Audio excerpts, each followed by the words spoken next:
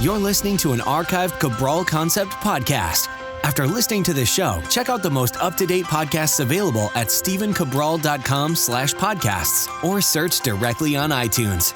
And now, welcome to the Cabral Concept, where board-certified naturopath and integrative health practitioner Dr. Stephen Cabral shares how he was diagnosed at the age of 17 with a life-altering illness and given no hope for recovery. It was only after studying and traveling all over the world did he discover how to combine ancient Ayurvedic healing practices with state-of-the-art naturopathic and functional medicine to fully rebalance the body and re-energize it with life. It's time to discover how to get well, lose weight, and finally feel alive again. And now, here's your host, Dr. Stephen Cabral.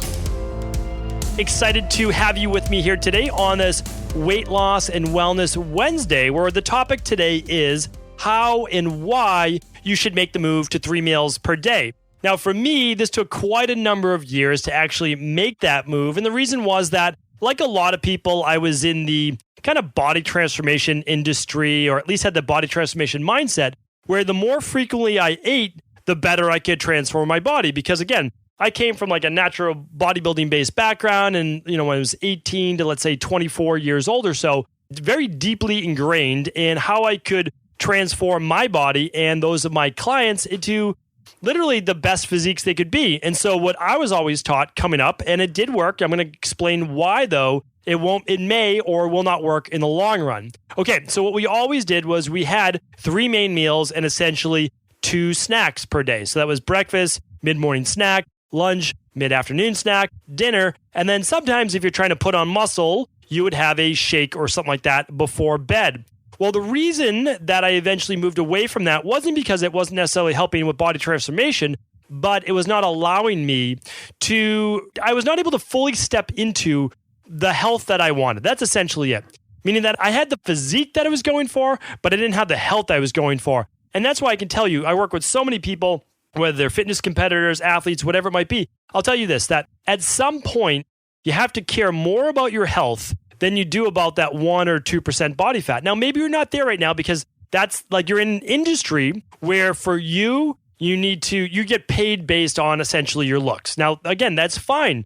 Nothing wrong with that. I have no issue with that. I've done photo shoots and fun stuff like that in the past, but that's not where I'm at right now. And I have to understand that in the long run, what's best for me and the advice that I give you is to focus on your health. Now, you can still achieve amazing body transformation if that is the goal, but I'll tell you this, at some point it has to be health first. And health first, the regimen is oftentimes different than when you're struggling or simply going after losing as much body fat as you can and really trying to be, I would say, as lean and in as great a shape as you can, right? So different things. What I'm telling you right now, though, is for each of us, we need to eventually be moving more towards the 3 meals per day. I'm going to give you 5 simple reasons why. Again, you don't have to believe me. That's all right. I want you to listen to these 5 simple reasons. And by the end of this show, hopefully you begin to understand where I'm coming from. And then it'll be your decision. Your decision to either move from 3 to 4, or I should say from 5 to 4, and then eventually down to 3. Or you may decide to stay where you're at for right now, but in the future, keeping this podcast in mind because of all the myriad of benefits you get from decreasing the amount of feedings or meals per day. So let's get right into it. Let's talk about why I wanted to bring you this topic for today. Yes, it is a Weight Loss Wednesday, but remember, it's always about wellness. Wellness first. And because of that, we're able to help people who have never been able to lose weight before, or if they've lost weight before, but they haven't been able to keep it off. And the reason is that we say, that's fine. We could force the weight off your body. We can do that. There's no doubt about that. We know how to do that. But the issue is this, it's going to keep coming back on. So what I always focus now on in my practice, I say this, I said, we're going to get your body so healthy that your body simply will not be willing to hold that extra body fat. It won't, because a healthy body can't be overweight. A healthy body can't be sick. That's how we look at it, right? So what we try to do is just get you incredibly healthy. That's the big deal. All right. But we need to follow these principles of why. You need to know why. So we're education first, always teaching first, always education first, and then you get to decide because it's your body, it's your life. So the first reason out of the 5 is this. You'll actually burn more body fat. That's the funny thing that took me quite some time to learn, because I was always told if I did more frequent feedings, like eating every 2.5 to 2 to 3 hours, we'll put it that way, then I would actually burn more body fat. So there is actually some really good science behind that, because by eating food, especially protein, your body is in more of a thermogenic and more of a metabolic state, which means that, yes, your body's actually requiring more calories to break down that food. So that's really interesting. And yes, it works. But here's the difference. Those meals need to be small, a couple hundred calories each, unless you're a big bodybuilder looking to put on a lot of muscle. But in order for that to work for you, that they would have to be like 300 calories maximum per meal. A lot of people like to eat more than 300 calories per meal, especially like 250, 300 calories. Now, when I was trying to get my leanest, and I did this, let's say around, I don't know when it was, I think it was around 2007. That's what I was doing. I did a bunch of photo shoots and I was trying to get sub 5%. So I got down, my goal was right at 3%. And I wanted to do this simply as a body transformation goal. I had given up natural bodybuilding a couple of years before that. I tore my brachioradialis, which is one of your basically bicep muscles. So I never did get to compete. I just loved the field of it, of seeing what you could do with your body. And I did follow that. And you know what? It did work. But what happened was, and I'm going to be talking about this in a minute, it didn't allow for a very good overall lifestyle. So what I want to share with you is this, is that you can burn just as much body fat, and I would even say more so, if you allow your blood sugar to drop down between meals. So when you're doing the very small frequent feedings, it's a lot of vegetables and it's a lot of protein, and your blood sugar never really spikes that much in the first place. There's another reason though. This works really well amongst bodybuilders and fitness competitors because they don't really have blood sugar issues in the first place. This is so important to look at, because if you have blood sugar issues, believe me, you're not looking to try to step on stage necessarily. You're looking to get your health back in order. So for most people, in order to rebalance those hormones such as estrogen or low thyroid, what we want to do is 3 main meals per day. That allows you then 3 or 4 or even a couple, like another hour or so between meals. That allows you then for your blood sugar to fall between meals, because after you eat, for a lot of people, that blood sugar spikes, and it takes 1, 2, or 3 hours, sometimes more, to fall down between meals. Now, what does that mean? Well, when your blood sugar is elevated, you are not really tapping into body fat. You're using sugar that might be in the bloodstream. So here's what we need to look at. A very simple test. And if you are someone that is not burning enough body fat, you can buy a glucometer. I've spoken about this before. I'll try to link it up in the show notes. Just go to StephenCabral.com/859. Today's 859. That's the episode. And I will link it up in the show notes today. So what this allows you to do, and again, you can run an amazing lab test called a thyroid adrenal hormone test. That will look to see if you have lower thyroid, okay? If you have adrenal-based issues, if you have estrogen dominance, if you have higher insulin, if you have higher hemoglobin A1C. It will tell you all of those things. Lower vitamin D. Remember, lower vitamin D will not allow you to burn body fat. Like, these are things that just have to be balanced. Remember, there's always that underlying root cause, and a lot of this has to do with chemistry and hormones of the body, which we can now test right at home. Pretty amazing. But you can also use this thing called a glucometer. And what happens is you'll test your blood sugar essentially before a meal. It should be between 75 and 95. That's essentially the measurement in milligrams per deciliter. If you're overseas, I think actually in Europe and Australia, I'm not positive. I believe they go by millimoles per liter. I believe that's what you go by. Correct me if I'm wrong, because I have done the conversion before in the past for people. And those conversions overseas, instead of seeing 75 to 95 on your little glucometer, you might see more like 4.2 to 5.2, 4.2 to 5.2. And that would be the range that you're looking for. But essentially, what we want to do is we want to make sure that before you're eating, your blood sugar has been lowered. Okay, that's important. And then check your blood sugar 1 hour, 2 hours, and 3 hours after a meal. That's called postprandial. So basically, by 2 hours postprandial per meal, I love how in medicine, we have all these fancy terms, which is why I'm such a outlier and outcast, I think, in the functional medicine and medical industry in general, is because I don't care about all this ego and fancy terms that we need to learn for all of these things. Like, okay, what I want you to do is check your blood glucose levels 2 hours postprandial. Like, you could just say, why don't you check your blood sugar 2 hours after a meal? Like, I'm more straightforward. I like people to understand that these things don't have to be complicated, that your doctor is not necessarily way out of your league, that you can't figure out a lot of these same things, right? So what we want is specifically 2 hours, but definitely 3 hours, ideally 2 hours after a meal, your blood sugar should be back to level, back to homeostasis, back to that equilibrium of that 75 to 95 or 4.2 to 5.2, okay? Really important. And again, it's 1 drop of blood on a little glucose stick. So super simple glucometer. I'll link it up in the show notes. And then that will allow you to see, are you back to a fat burning zone between meals? Because if you're not, I really don't think that you should keep putting food in your body and raising your blood sugar, because remember, even a decent sized protein meal, although there's no carbs, can spike blood sugar as well. Really important to look at that, okay? So number 2 is this. Number 2, really important, is that you'll actually increase energy. Most people will increase energy by going from 5 meals or 5 feedings a day to 3. And the reason is this, that the less food you eat, the less digestion needs to take place, or the less feedings you eat. Because remember, you can eat the same calories, but in 3 meals instead of 5. Okay, so if you're asking your digestive system to only turn on 3 times a day rather than 5, you are now allowing your immune system, your detoxification system, and all the energy that has to be used for all those systems, right? Hormones, everything, to now have more abundance, more energy, because it doesn't need to be diverted towards digestion. And if you're someone that's struggling with a lot of stress, a lot of inflammation-based issues, that energy is like a tug of war, and it can only give some towards digestion. So you might end up with more bloating, more gas, all of those specific things. So I'm a huge advocate, especially for IBS and other issues, that we move it to 3 meals instead of 5, okay? Really, really important. Another thing that just zaps your energy in terms of digestion is food sensitivity. So again, if you're eating 3 times a day rather than 5, there's typically less of a chance for adding in more and more different types of foods, which could lead to or may just cause your food sensitivities. Now remember, eating healthy foods should not cause food sensitivities, but the problem is, as our gut has started to break down over time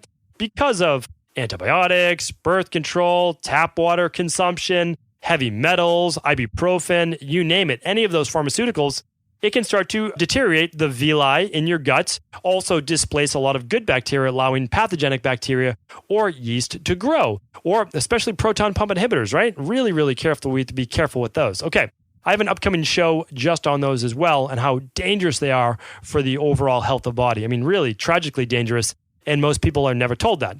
Even though the pharmaceutical industries even tell you, do not use this product for more than 2 weeks. They tell you that, but doctors, they don't have another way to help you. And so what they want to do is help you not to suffer. And again, they're not doing, and they don't mean to harm you, but what's happening is they don't know how else to help. They don't know how to look for the root causes. So you're taking PPIs, which are proton pump inhibitors, which is lowering stomach acid. That's hurting you in the long run, but they don't know what else to do. It's a shame that we don't teach our brilliant medical doctors what else to do besides basically prescribe medication for lowering stomach acid when that is not the issue. Okay, so that's it. If we have 3 meals per day, we're going to allow our body not to have to divert so much energy for digestion. And remember, 30%, about a third of all energy for the day goes towards digestion. And it's also why one of the reasons people feel so much better when they start to do intermittent fasting and things like that. Well, all of a sudden, they just got back a lot more energy, right? No digestion taking place. All right, number 3 is this, convenience. I'll tell you, just from living this for, I would say, a decade, I was kind of like in that bodybuilding world. And again, I was never, I don't want to misspeak, I was never one of like the top bodybuilding competitors and one of those people. I was not that. I was just in that field that how can I transform my body through natural measures, through nutritional supplements, really fine-tuned eating, bringing a lot of my meals, pre-making them, getting the gym on specific times, training with my buddies, like looking at all those things, and then getting ready to compete. And again, I got injured, and not that I was going to go on to become Mr. Olympia. I was not. But what I'm saying is I was immersed in that world. So I have a really good idea of what a lot of people do to transform their body. But here's the thing. I was so focused on 6 meals per day, that's what I was eating then, is that like my entire day revolved around prepping my meals on Sundays and then having everything packaged up. I would put them in my big bag that I would bring to wherever I was working at the time. And a lot of times I was like on the road working with specific athletes and clients, and I was at the gym and I was doing all these specific things. And, it was a lot of work and it was very, very expensive as well.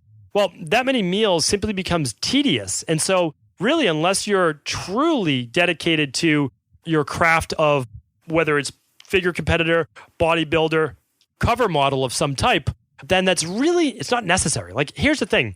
We live stressful lives, right? We really do. And again, a lot of that stress is how we perceive it. I'm beginning to understand a lot of that in my own life as well.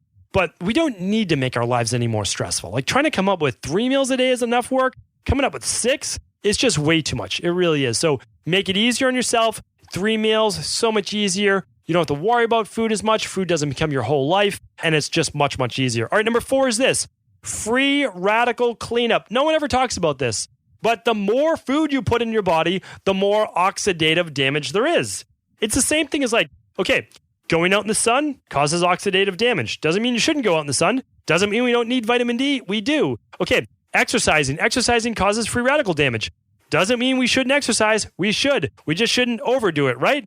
Eating. We should probably eat, right? We should probably do that, but we should not overeat and do that all throughout the day, because what happens? Well, in Ayurvedic medicine, they knew 5,000 to 6,000 years ago, every time you eat, your body builds up ama, or toxins. Now, toxins come from the environment. They come from endogenous hormone production, meaning like the end products of estradiol, or cortisol becomes cortisone, like all of the end products, right? That's what we have to look at. So all of these natural currents in our body create free radicals, and they create essentially oxidative damage, which creates, well, let's call it inflammation, but let's call it also inflammaging. It's basically aging from the inside out. How do we prevent that? Well, really good food, a lot of veggies, antioxidants, some good nutritional supplements, not overdoing it, of course, like all of those specific things, they help balance the body.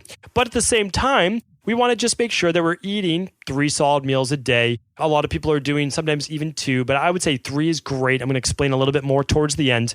And that is just giving our body, again, more time between meals. If you're going 3, 4, 5 hours between meals, now not only are you allowing blood sugar to come down, you have more energy. As long as you're eating a balanced meal. Remember, if you're only eating carbs at a meal, you might drop in blood sugar and you're going to have to eat again in 2 hours. That's why we need balanced meals, right? Carbs, a lot of fiber from veggies, protein, and a healthy fat. That's what it's all about. But if we get more time between meals, and this point number 4 makes a lot of sense, because our body then has more time between meals to clean up all the free radicals, right? And if we're eating a lot of veggies at each meal, about 2 cups or so or more, then we're able to use those antioxidants to clean up the oxidative damage. All right, makes sense. Now, point number 5 is this.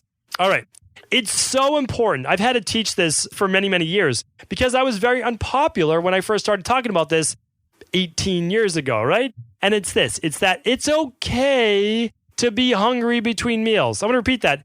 It is okay to be hungry between meals. And here's why. It's actually such a healthy thing for the body. It's not only okay, it's healthy. Now, when you get healthy, what happens is this. Your body says, oh, wow, like there's a little bit of hunger here. Here's what we're going to do. We're going to start tapping into body fat. We're going to signal to the body that, yes, it's time to burn body fat, but it's also time to eat. We're going to begin to rev up the digestive juices, maybe start to produce a little bit more hydrochloric acid. We're telling our body, hey, it's time to eat. It's going to work on bowel motility. It's going to move out the old, get ready for the new. And that feeling of hunger is such a healthy thing. It tells us that our digestive system is working, our metabolism is working, it's stoked, there's a big flame in there. In Ayurveda, we call it the Pitta. The Pitta body type usually has a very strong appetite, very, very strong. And that's why in Ayurveda, sometimes they tell them to eat a little bit more often. What I would say is this, they just need a little bit more protein at each meal, right? They need a little bit more fuel. Where the Vata type, they need a little bit more carbohydrates. But the Pitta body type, they need a little bit more protein to keep them satiated at each meal. So if you are vegan and you're a Pitta body type or a mesomorph body type, you just need to make sure that you are focused on getting a little bit more protein. I'm not talking about from, oh, you only need this much protein per day. I'm not talking about that. I'm talking about from a satiation standpoint as well. So here's what we're looking at right now. As your body's increasing that hunger feeling, it is then allowing you to say, now I know my body is ready to take more food. So there's no guesswork. Back in the day, again, I was just force feeding myself with more protein, more calories to gain weight, to put on muscle, all of those things. But honestly, that created a lot of ama in my body. And if you remember, it was only during my early 20s where I was getting things like pneumonia. And I had already started to transform my health. And I'd already really transformed my body. And I'm like, why am I getting pneumonia? Like, why am I feeling so inflamed? Well, I'm literally taking in 275 to 300 grams of protein a day.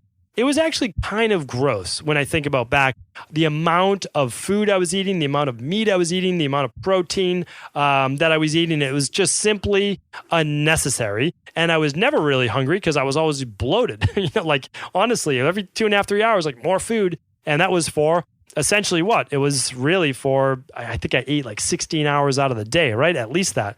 And I had buddies in bodybuilding who would wake themselves up at 3 and 4 in the morning and have a protein shake. I mean, that's next level. At least I never went there. I'd give myself a little credit. So those are the 5. Remember, you will burn more body fat. We're not talking about bodybuilders. We're not talking about the 1%, right? The less than 1%. We're talking about people that struggle to burn body fat. you'll actually burn more body fat if you allow yourself to drop the blood sugar and get into that zone. Test your thyroid adrenal hormone test and use a glucometer if needed to check your blood sugar before a meal, but then really just check 1 hour, 2 hours, 3 hours after a meal. If you only want to do one blood sugar check it 2 hours after a meal. You should be between 75 and 95 milligrams deciliter or 4.2 to 5.2 millimoles per liter for other countries outside of the US. Okay, point number 2, you'll increase energy. Really, really important. Just make sure that you're not taking in foods that you're sensitive to. And of course, you can test that on a food sensitivity test. Really easy. Convenience. Point number 3, just to rehash, is convenience. So much easier to only plan 3 meals per day rather than 5 or more. Free radical cleanup. Okay, remember to take your good minerals and antioxidants and vitamins per day, but also the less you're eating, the less free radical damage there is. But remember, there's kind of a point of diminishing returns. If you're only eating, like a lot of people just fast almost the whole day, you can get a lot of oxidative stress and a lot of increase in cortisol if you're going too long without eating as well. So remember, if a little is good, more is not always better. Now, point number 5 is let your hunger hormones or get that hunger sensation. Remember, it's okay to feel a little bit of hunger between meals. So what does this look like in the real world? I'm just going to give you what I do, all right? I have so many different plans on my practice. I try to bio-individualize it. That is a made-up word right there. But what I look at is a person's bio-individuality, which means I say, okay, where you're at right now, like you have serious adrenal-based issues, you're dropping into low blood sugar. I'm going to have you do 3 main meals and 2 snacks, right? Every 3 hours because you have low blood sugar, you're dropping into fatigue. But here's what our goal is. Our goal is to then work you back to 4 per day and then maybe 3. Like that's what we're shooting for. Maybe you never get to 3. But if you go from 5 to 4, well, we've already started to win, right? We've already started to make improvements. Here's what I do in the real world. I'll give you some deviations from that and we'll go from there. So I wake up every morning right around 5:30 a.m. I wake up and I take a daily fruit and vegetable blend, greens powder. So it's just called the daily fruit and vegetable blend, 22 organic fruits and vegetables. What do? I put a pinch of sea salt in that. I use Himalayan sea salt and I use the real salt by Redmond's. That's what I use. I've used many, many different types. This one's just micronized, so I'm not eating like chunks of salt, which I don't want to do. I just do a pinch of that and I do lime. I do lime in that. I do my greens and I am really good to go. So then what I do is I get ready for the day. I take my shower. I listen to some motivation. I do my morning movements and then I make my smoothie to go. And I'm trying to, we're my wife and I getting breakfast ready for the kids. She's really taking care of the majority of that because she's great. And so then what we're doing after that, or what I'm doing after that, is I take my smoothie to go. That's right around 7 a.m. where I am making sure that I'm at my office or leaving the house at the latest, say goodbye to my girls, and I'm out the door. I don't drink my smoothie right away. I let it actually, people ask me all the time, isn't the cold bad for this in the winter? Believe me, I live in New England and it's cold in the winter. I wait about 20 minutes. My smoothie just gets just a little warmer to room temperature. I don't drink a hot smoothie. But it's not ice cold, right? So I take it, sometimes I add ginger to it. I might add a little cayenne, whatever I want. And then I take that with me to work. I sip that smoothie from about 7 or 7:30 all the way until about 9 a.m. I sip it over a period of about 1.5 hours. And believe me, it's an enormous smoothie. Like I don't make one little mason jar. Mine fills up 2 mason jars, which equals somewhere around 36 ounces to 40 ounces of fluid, right? Why do I do that? Because if you do the math, that's 4 glasses of water, and I've already done my greens in the morning. I drank 5 glasses of my water for the day before or right around 9 a.m. before that, right? So now I don't have that much water to go. Like when I drink a lot of fluid, it just flushes my lymphatic system. It flushes my body. It really makes me feel great. I have a ton of energy from it. So by 7:30 a.m., I've really fasted for 12 to 14 hours, right? So I stop eating at night right around 6 or 6:30. And so that allows me to go around 13 hours. Okay, that's my fast. About, I would say 90% of the people in my practice, I ask them to fast 12 hours per day, somewhere around 7 at night to 7 in the morning. So no food after dinner. And that's essentially it. Then I wake up and I do my greens. I don't consider greens a breaking of the fast. There's, I believe, 2 grams of carbohydrates in that, which will not affect blood sugar. One of those is fiber. So there's 1 like gram of protein. So there's really no issues at all with blood sugar there. So there's in my opinion, no breaking of the fast. Okay. There's no digestion taking place either. It's micronized greens. Okay. Some may disagree. That's okay. We're talking about an hour either way. But anyway, that's that. I then go 4 hours until about 11:30 a.m. to 12 p.m., right around the lunchtime hour. And that's when I'll have a nice meal of my starch, my veggies, my protein, and my good fat. And I do a vegan-based lunch. That's how I choose to eat. And you can decide to have paleo or whatever you like. And then around 3:30, 4 p.m., I may have nothing. Or if it is an exercise day, I might have a second smoothie, or I might just have a fresh pressed juice. So let me give you the caveat on this. I don't do this all the time, maybe half the time. And you might be saying, well, you're moving to 3 meals per week. That's 3 meals per day. That's absolutely correct. If I do anything mid-afternoon, the caveat is this. It's liquid.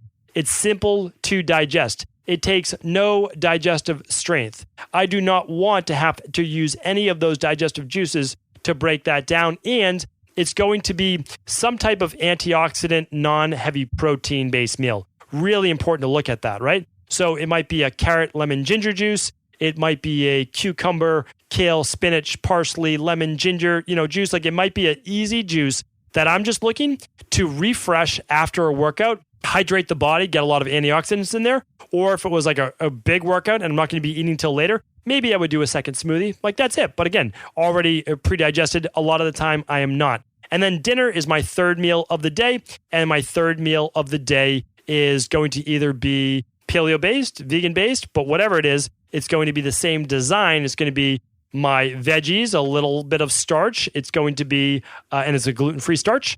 And then it's going to be my healthy fat, almost always olive oil. And then it will be, again, that protein. And that's around 6:30 p.m. at the latest. So that's because I have 2 young girls and we try to get them into that bathtub routine pretty quick. And then we can do books and bed. And then my wife and I get a little quiet time after that. So that's my routine. It's actually very simple, very straightforward. And I love that I do not have to really have my entire day revolve around food. I'm over that now. Smoothie in the morning, it takes no effort. I keep everything in the freezer, basically ready to go. Some stuff might be fresh, but the majority, it's my daily nutritional support shake or shake powder. I put that in. I put my blueberries in. I put my spinach in. A lot of water, a little bit maybe of coconut cream or a little bit of a healthy fat besides that. And that's it. I blend it. I'm out the door and I have that refreshing thing. A lot of times I might be doing maybe a bowl of warm or hot oatmeal at work as part of that breakfast. And then again, my lunch, my dinner, optional mid-afternoon snack. But again, that is not a chewing food. That is a liquid food if you're going to do it mid-afternoon. That's what I recommend. Again, you might find a mid-afternoon works for you if you're going from, let's say, 11:30, 12, and you don't have dinner till 8 o'clock at night. You would still get 4 hours between meals, which is at 4 p.m. would be the snack, and then 8 p.m. would be your dinner. And then maybe you wouldn't have breakfast the next morning till 8 a.m. Remember, what I'm saying, just always remember, not the minor things here and there, not the little things that you can always poke at, right? Look at what I'm trying to get you to do. Go 4 hours between meals, not 2 to 3, go 4 hours between meals, maybe even 5. That is its own form of intermittent fasting. Remember, we all know that intermittent fasting works. If we do even a little bit of intermittent fasting between meals, it allows our blood sugar to come down. It allows us to re-regulate hormones. It allows us to get more energy, clean up free radicals, and begin to reset what hunger actually feels like between meals. Hopefully today's podcast was helpful. If it was, always please feel free to share this show with anyone you believe it could serve. Before you go, I wanted to ask you this question. What if I could teach you in just a couple of hours how to transform your thyroid, hormones, adrenal, cholesterol, blood pressure, blood sugar, weight loss, energy, mood, brain, pregnancy, anti-aging, or many other health-related issues? After 20 years in private practice, after seeing and overseeing 250,000 client appointments, I sincerely feel I have the real-world data and have found the answer you've been searching for. So what I've done is spent hundreds of hours of my own time refining what you need to know in order to uncover your underlying root cause health issues and then begin to rebalance the body and bring it back to a state of robust health and wellness. I'm going to teach you exactly what I do in my private practice so you can understand how you got here and now what you need to do in order to heal. You'll receive all of the important success checklists, protocols, and even ways to customize it to make the program fit your busy life. And you'll get all of this at a fraction of the price. Let me save you the time, money, energy, stress, and frustration of not knowing what to do next. Instead of reading dozens of books on the topic and seeing multiple practitioners, I will condense everything that you need to know in just a few hours of video tutorials that you can watch and listen to anywhere. Together, we will make this healing process an enjoyable one that you can take with you for the rest of your life. I wish you all of the best of health and happiness, and I hope to be able to guide you on your healing journey through my Health Results Accelerators. Simply choose the health imbalance you're currently suffering from, and by the end of today, you'll know what went wrong and how to get well again. I guarantee it. For details, head over now to stephencabral.com/courses.